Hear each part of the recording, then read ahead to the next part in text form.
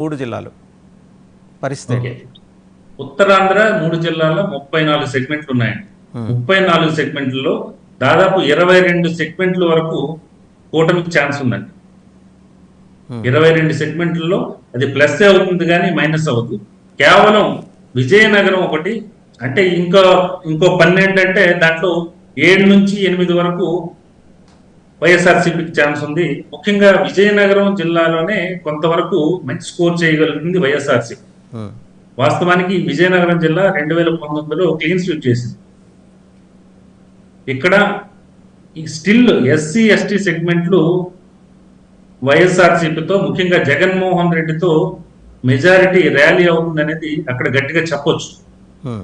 Araku parliament దాదాపు 1 వరకు వస్తే కూటమికి అవకాశం ఉంది, కానీ మిగిలినవన్నీ కూడాను వైఎస్ఆర్సీపీకి వచ్చే ఛాన్సే ఉంది. శ్రీకాకుళం 5-2 లేకపోతే 4-3 ఇలా ఉంటుంది. పోస్ట్ పోల్ సర్వేలో అది ఇంకా క్లియర్గా సెగ్మెంట్ల వారీగా మనం చెప్పేయచ్చు. విజయనగరం ఎంత కొంత స్కోర్ చేయగలుగుతారు. విశాఖపట్నం 1 వరకే ఛాన్స్ ఉంది విశాఖపట్నం పార్లమెంట్లో. అనకాపల్లి పార్లమెంట్లో కూడాను 1 వరకే ఛాన్స్ ఉంది వైఎస్ఆర్సీపీ. సో ఓవరాల్గా చూసుకుంటే కేవలం ఎస్సీ ఎస్టీ సెగ్మెంట్లోనే ఎంతో కొంత స్కోర్ చేయగలుగుతుంది. తర్వాత విజయనగరం పార్లమెంట్లో హెచ్ఆర్ లాంటి నియోజకవర్గం ఏంటంటే అక్కడ క్యాండిడేచర్ వీక్ వల్ల, బీజేపీ అక్కడ అభ్యర్థి వీక్ వల్ల అక్కడ గెలిచే అవకాశం అయితే ఉంటుంది. కొన్ని అనూహ్యమైన మార్పులు కూడా జరగవచ్చు అనేది ఒక అంచనా. వాస్తవానికి అక్కడ జనసేన నెల్లిమర్లలో ఎప్పుడూ టైట్ ఫైటే కనిపించింది మన ప్రీపోల్ సర్వే, కానీ ఇక్కడ ఓట్ ట్రాన్స్ఫర్ అనేది బలంగా జరిగింది. ఓట్ ట్రాన్స్ఫర్ తెలుగుదేశం పార్టీ, ఇది తెలుగుదేశం పార్టీ సీటు. వాస్తవానికి తెలుగుదేశం పార్టీ చాలా బలంగా ఉంది, తెలుగుదేశం పార్టీ గెలిచే సీటు. ఆ సీట్లో కూడాను ఓట్ ట్రాన్స్ఫర్ అనేది స్పష్టంగా జరిగింది. అది జనసేనకు వచ్చిన ఆశ్చర్యపోనక్కర్లేదు. సో కొన్ని ఊహించిన పరిణామాలు కూడా జరిగాయి. అదే హెచ్చర్ల ఖచ్చితంగా తెలుగుదేశం పార్టీ సీట్ అనుకున్నాం, బట్ ఇక్కడ బీజేపీకి ఇచ్చారు. దానివల్ల వైఎస్ఆర్సీపీ వెళ్ళే ఛాన్స్ కూడా ఉంటుంది. సో ఓవరాల్గా చూసుకున్నా కూడా ఉత్తరాంధ్రలో 22 నుంచి 23 వరకు కూటమికి ఛాన్స్ ఉంది.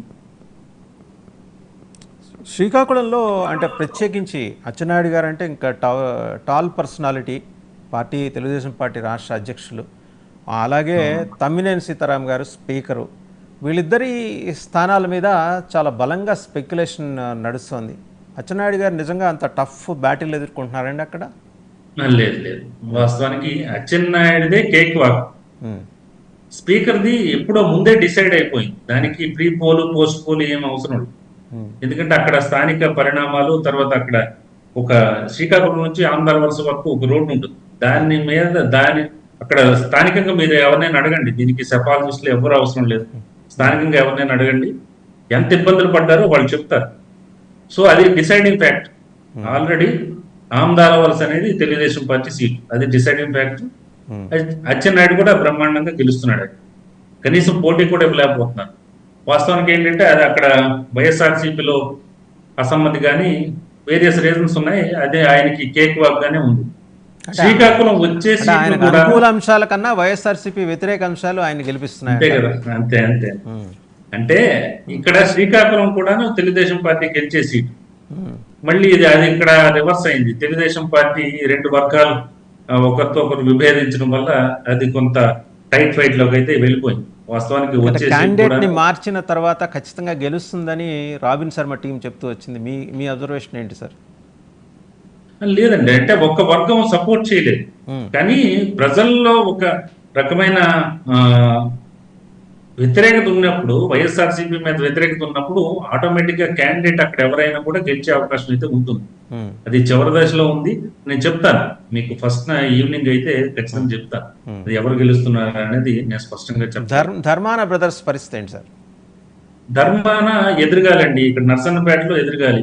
వాస్తవానికి ఇప్పుడే చెప్పాను నేను, శ్రీకాకుళంలో ఓడిపోయే సీటు క్యాండిడేట్ మార్చడం వల్ల ఎంతో కొంత ఈయన ధర్మాన ప్రసాదరావు ఊపిరి పీల్చుకుంటున్నాడని చెప్పొచ్చు.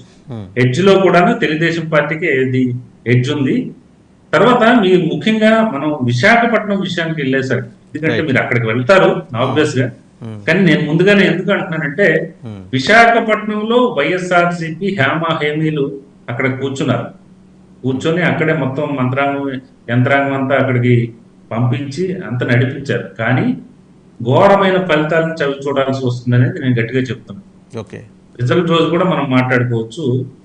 ఒకే ఒక్క నియోజకవర్గం విశాఖ ఉత్తర నియోజకవర్గం, కేకే రాజు అక్కడ కూడా కేకే రాజు ఆయన ఏంటంటే ఓడిపోయిన దగ్గర నుంచి కూడాను బలంగా ప్రజల్లోకి తిరిగాడు. ఆయన స్పష్టంగా అది గమనించారు. ఇంకా ప్రజలే విసిగిపోయారు వాస్తవానికి. ఈయన ఎప్పుడు పడితే అప్పుడు వచ్చేస్తున్నాడు ఏంటి వాస్తవానికి ఆ స్థాయిలో తిరిగాడు ఆయన. దానికి తోడు ఏంటంటే ఇక్కడ వివి లక్ష్మీనారాయణ, మీరందరూ జేడి లక్ష్మీనారాయణ ముద్దుగా పిలుచుకునే వివి లక్ష్మీనారాయణ, ఆయన ఎఫెక్ట్ కూడా కొంత ఉంటుంది. ఒక 10,000 12,000 ఓట్స్ ఏదైతే తెలుగుదేశం పార్టీ బీజేపీ తీసుకుంటున్నాడు ఆయన, అది పరోక్షంగా వైఎస్ఆర్సీపీకి సహకరించినట్లు అవుతుంది అనేది ఒక అంచనా. అది ఓవరాల్ ఎనాలిసిస్. సో అది కొంతవరకు వైఎస్ఆర్సీపీకి ఛాన్స్ ఉంది, కానీ మిగిలిన ఎక్కడ కూడాను లేదు. వైజాగ్ సౌత్ లో చూస్తే ఆయన మాజీ ఎమ్మెల్యే కొంత అలిగి దూరంగా కూర్చున్నారు. గండి బాబ్జీ గారు దూరంగా కూర్చున్నాడు కానీ వాస్తవానికి అక్కడ కూడా జనసేన కేడర్ బలంగా పనిచేసింది. మనం పదే మాట్లాడుకోవాల్సిన అవసరం లేదు. రాష్ట్ర వ్యాప్తంగా తెలుగుదేశం పార్టీ కంటే కూడా జనసేన కేడర్ వాళ్ళకు ఉన్నది ఒక 6,000 ఓట్లైనా 7,000 ఓట్లైనా అది ఈసారి పెరుగుంటుంది. సమ్ పర్సంటేజ్ పెరుగుతుంది. 7,000 కాస్త 13,000 12,000 ఇలా వెళ్ళి ఉంటుంది. అవి కన్సాలిడేట్ ఆ ఓట్స్ అన్ని కూడా పడటంతో పాటు వాళ్ళు చాలా వరకు తీసుకురాగలిగారు, పోలింగ్ బూత్ల వరకు తీసుకురాగలిగారు. నేను పలు వేదికల మీద చెప్పాను, నేను స్పష్టంగా గమనించాను. అటునుంచే ఓటు వేస్తూ వచ్చాను, స్పష్టంగా గమనించాను. వాళ్ళు మాత్రం స్టాండ్ అయినంతగా ఎవరు స్టాండ్ అవ్వాలి.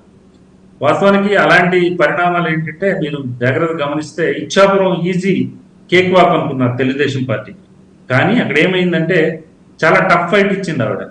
ప్రియా విజయ అక్కడ క్యాండిడేట్, వైఎస్ఆర్సీపీ క్యాండిడేట్ చాలా టఫ్ ఫైట్ ఇచ్చింది. అయినప్పటికీ జనసేన వాళ్ళు నిలబడటం, ఎక్కువ మంది ఓటర్స్ ని తీసుకురాగలిగిన దాంట్లో సఫలీకృతం అవటం, సక్సెస్ అవటం, అది ఇప్పుడు తెలుగుదేశం పార్టీకి మళ్ళీ టీడీపీ వైపు మొక్కు చూపుతుంది. అక్కడ ఆ ఫలితం అలా ఉందనమాట. రాష్ట్ర వ్యాప్తంగా మాత్రం వాళ్ళు కష్టపడ్డారని చెప్పొచ్చు. ఇప్పుడు మీరు విశాఖ సిటీ చెప్పారు, విశాఖ జిల్లా, నేను ఉమ్మడి విశాఖ జిల్లా మనము చూస్తే గనక ఇప్పుడు అనకాపల్లి పార్లమెంట్ లోకి వెళ్ళింది కదా, ఎస్కోటా తెలుగుదేశం పార్టీ అండి. ట్రెడిషనల్ గా తెలుగుదేశం బలం ఉన్న నియోజకవర్గం. అంటే బలమైన గాలి వీచినప్పుడు, జగన్మోహన్ రెడ్డి గాలి వీచినప్పుడు కూడా అక్కడ మేజర్ తీసుకున్నారు కదా. ఇప్పుడు అనకాపల్లి పార్లమెంట్కి వస్తే మీకు పెందుర్తి జనసేన, అనకాపల్లి జనసేన, అగైన్ మాడుగుల వైఎస్ఆర్సీపీ సీట్ అండి, కానీ మాడుగులు కొడుతున్నారు ఈసారి తెలుగుదేశం పార్టీ.